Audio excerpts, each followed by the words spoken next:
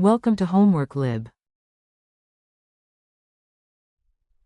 Hi, given angle of slope theta is equal to 10 degree, coefficient of friction mu is equal to 0.1.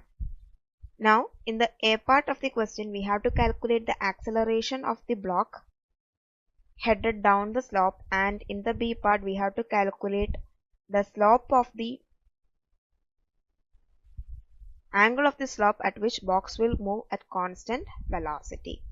Now, we will be using the Newton's law for momentum.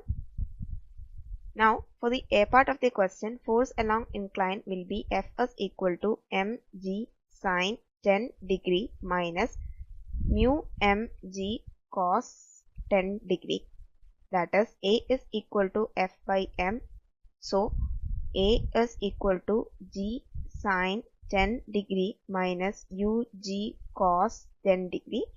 That is equal to 9.8 into sine 10 minus 0.10 into 9.8 into cos 10, which is equal to 0.7366 meters per second square. Moving to the B part of the question, the angle when the box moves in a constant velocity can be found from 0 is equal to g sine theta minus mu g cos theta, where tan theta is equal to mu.